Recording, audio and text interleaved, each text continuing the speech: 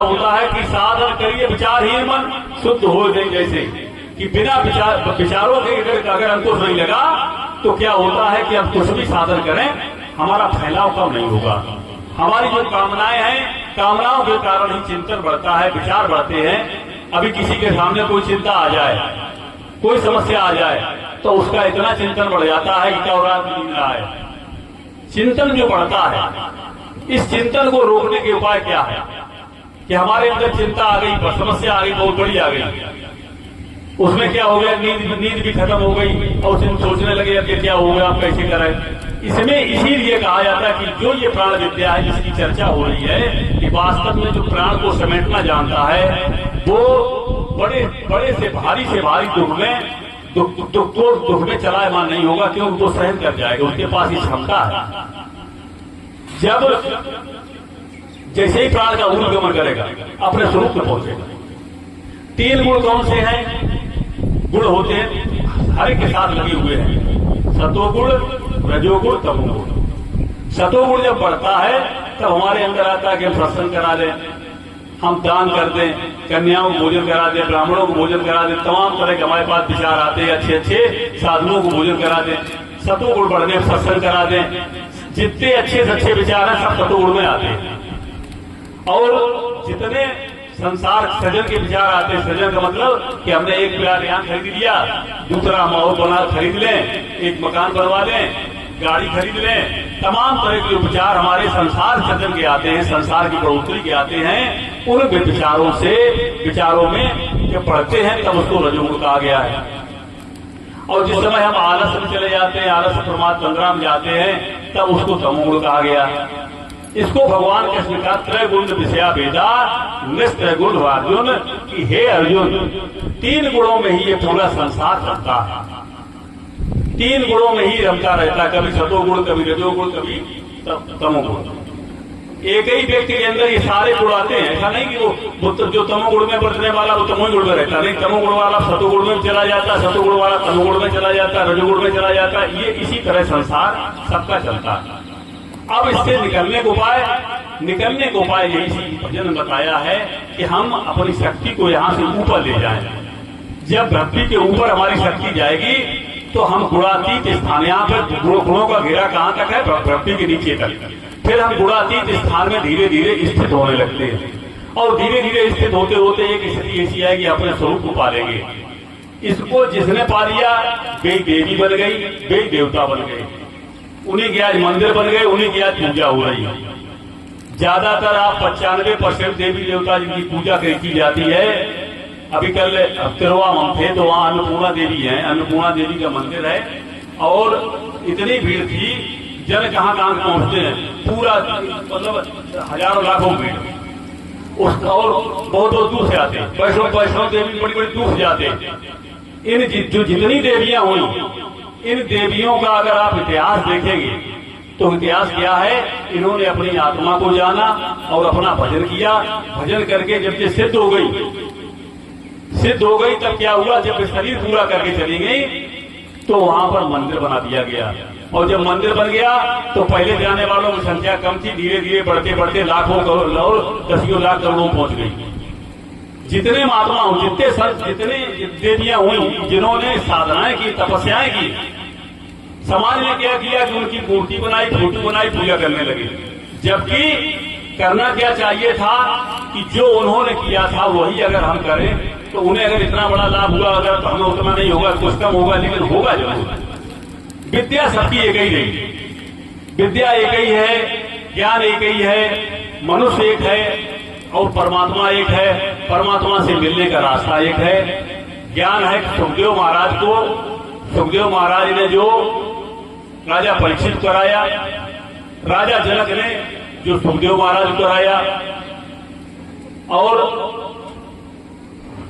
राजा जनक को अष्टावक्र जी ने कराया, भगवान कृष्ण ने अर्जुन को कराया, भगवान राम ने शिवरी को बताया और तारा को बताया।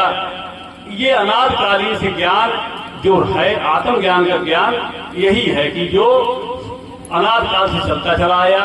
संत महापुरुषों के द्वारा ये बताया गया, संतों ने ही जाना।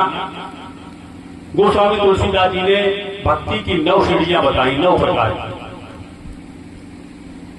कि प्रथम भगति संतान कर संगा।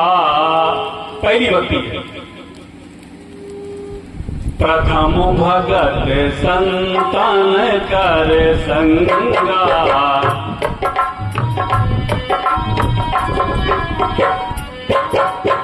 प्रथम भगति संतन कर संगा। दूसर रत मम कथा प्रसंगा।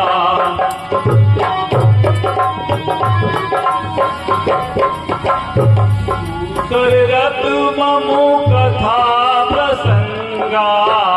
गुरुपद पंकज सेवा तीसर भगति अमान।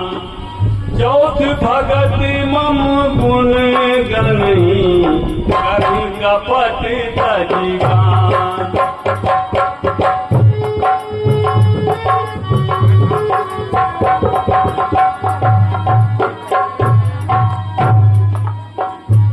मंत्र जाप मम दृढ़ विश्वासा। पंचम भजन सुवेद प्रकाशा।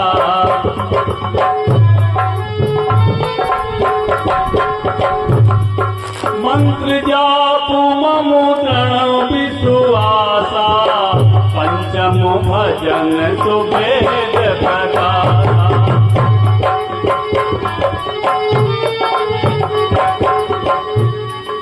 छठ दमशील विरति बहु कर्मा।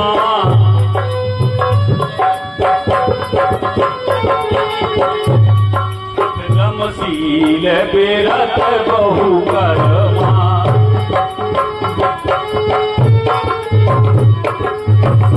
निरति निरंतर सज्जन धर्मा।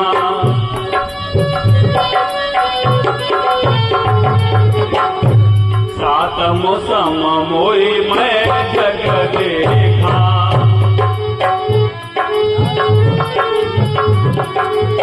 मोह से अधिक संत कर लेखा।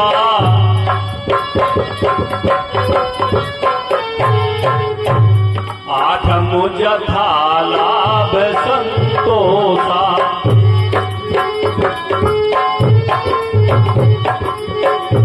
सपने नहीं देखई पर दोषा।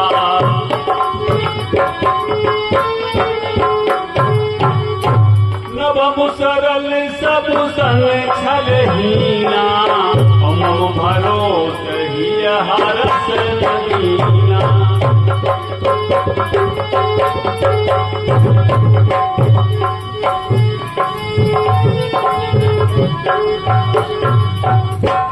तो प्रेमी सज्जनों, ये 9 प्रकार की भक्ति की सीढ़ियां हैं। पहली भक्ति है कि हम संतों का साथ करें।